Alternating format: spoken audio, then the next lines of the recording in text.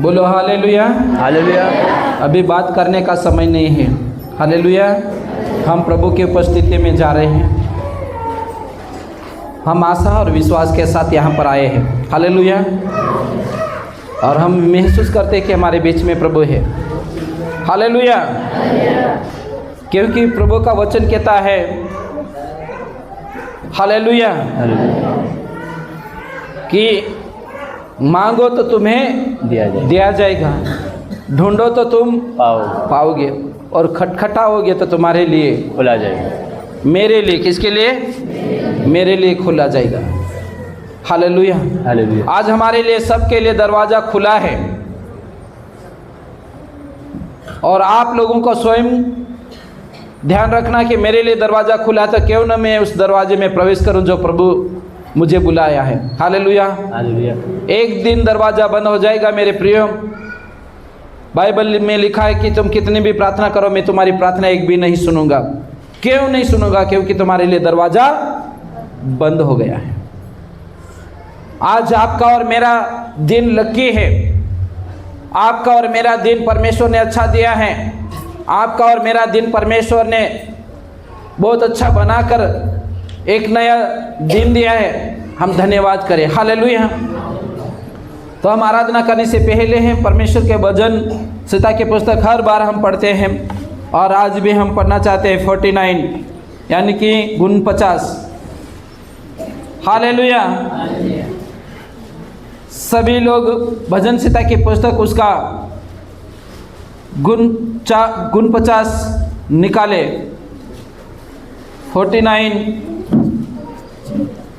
और इस वचन को आप ध्यान से सुने, और सुनकर मैं विश्वास करता हूं कि इस वचन को घर जाकर भी आप एक बार दोहराना चाहिए। हर दिन जो वचन भजन संहिता की पुस्तक में से हर रविवार को जो पढ़ा कर सुनाया जाता है, वो घर जाकर अवश्य उसे निकाल कर एक बार मनन करना चाहिए। शाम के समय, उसी रोज, दूसरे रोज नहीं, उसी रोज जाकर उसे ध्यान देना है और हमें समझना है कि ये वचन क्या कहता है। हालेलुया। आज हम परमेश्वर के वचन को हम पढ़ेंगे और उसके बाद डायरेक्ट हमारे भाई लोग आराधना में जाएंगे। लेकिन हालेलुया, इस वचन को ध्यान से सुने। हालेलुया। भजन संहिता गुण 50, और यहाँ पर लिखा है, पहली आयत से हम पढ़ेंगे। हे देश देश के सब लोगों, यह सुनो, हे संसार के सब निवासियों, कान लगाओ। हे देश देश के सब लोगों, यह सुनो, और हे संसार के सब निवासियों, कान लगाओ। क्या ऊंच, क्या नीच, क्या धनी, क्या दरिद्र, कान लगाओ। मेरे मुंह से बुद्धि की बातें निकलेगी और मेरे हृदय की बातें समझ की होगी। मैं नीति वचन की ओर अपना कान लगाऊंगा। मैं वीणा बजाते हुए अपनी गुप्त बात प्रकाशित करूंगा। विपत्ति के दिनों में जब मैं अड़ंगा मारने वालों की बुराइयों से घिरूं, तब मैं क्यों डरूं? जो अपनी संपत्ति पर भरोसा रखते और अपने धन की बहुतायत पर फूलते हैं, उनमें से कोई अपने भाई को किसी भांति छुड़ा नहीं सकता, और न परमेश्वर को उसके बदले प्रायश्चित में कुछ दे सकता है, क्योंकि उनके प्राण की छुड़ती भारी है।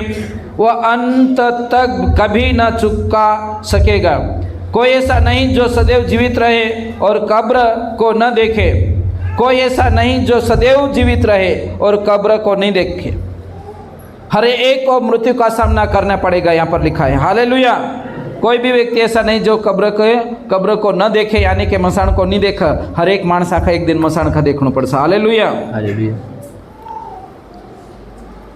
क्योंकि देखने में आता है कि बुद्धिमान भी मरते हैं और मूर्ख और पक्षु शरीर के मनुष्य भी दोनों नष्ट होते हैं और अपनी संपत्ति दूसरों के लिए छोड़ जाते हैं। सही है।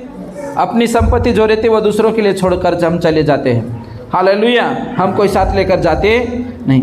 वे मन ही मन यह सोचते हैं कि उनका घर सदा स्थिर रहेगा और उनके निवास पीढ़ी से पीढ़ी तक बने रहेंगे, इसलिए वे अपनी अपनी भूमि का नाम अपने अपने नाम पर रखते हैं।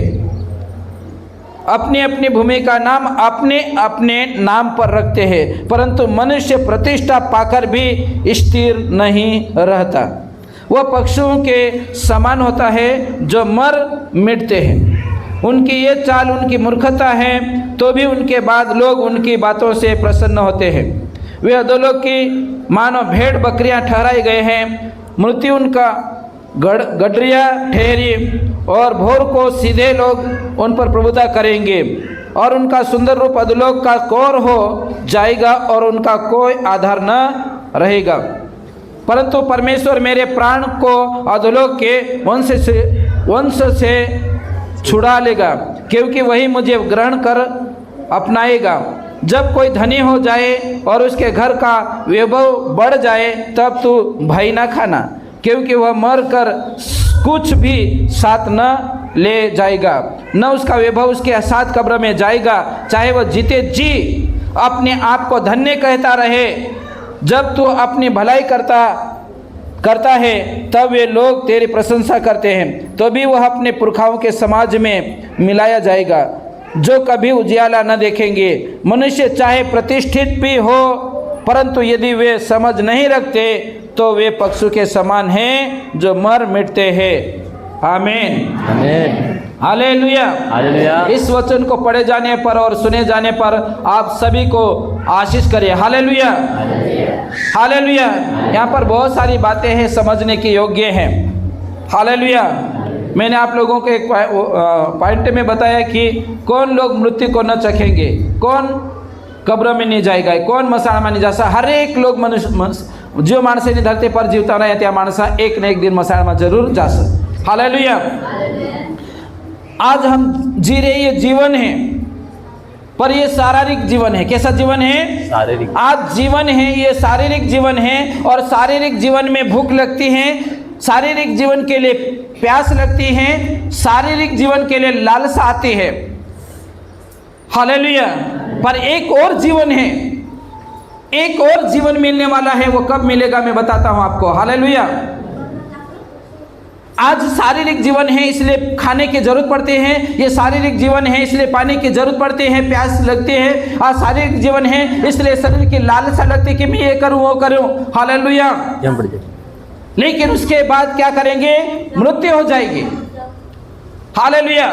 इस शारीरिक जीवन की मृत्यु हो जाएगी और शारीरिक जीवन जल जाएगा या कब्र में गाड़ दिया जाएगा। दो बातें हैं, या जला दिया जाएगा या कब्र में गाड़ दिया जाएगा। लेकिन जो आत्मा का जो जीवन है वो परमेश्वर के पास जाएगा। तब मनुष्य पहला ये जीवन, फिर उसके बाद मृत्यु, मृत्यु के बाद न्याय होगा। क्या होगा? न्याय होगा। और न्याय होने के बाद फिर असली जीवन मिलेगा। हालेलुया।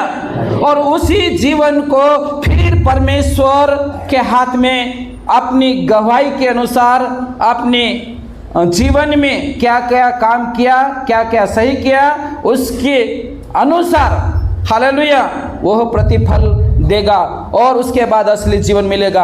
अगर वो जीवन अनंत जीवन बोलते उसको, वो जीवन को कभी भूख नहीं लगेगी। वो जब बाद में पहले ये जीवन शारीरिक जीवन में मरेंगे, मरने के बाद फिर परमेश्वर उसका लेखा लेगा, उसके बाद वो परमेश्वर नया जीवन देगा। वो जीवन को कभी भूख नहीं लगेगी, उस जीवन को कभी प्यास नहीं लगेगी, उस जीवन में कभी लालसा नहीं आएगी कि मैं ये कर लूं कि वो कर लूं, कि कभी लालसा नहीं आएगी। वो असली जीवन है। और वो असली जीवन परमेश्वर कहां पर भेजेगा? दो बातें हैं, एक तो नरक है और दूसरा स्वर्ग है। तो आज आपको जीते जी समझ लेना चाहिए कि मैं मरने के बाद कहां जाऊंगा। आज आपको निर्णय करना है। हालेलुया। सो मैं परमेश्वर का धन्यवाद करता हूं। आगे हम और बहुत सारी बातें सीखेंगे, लेकिन इस समय आराधना का समय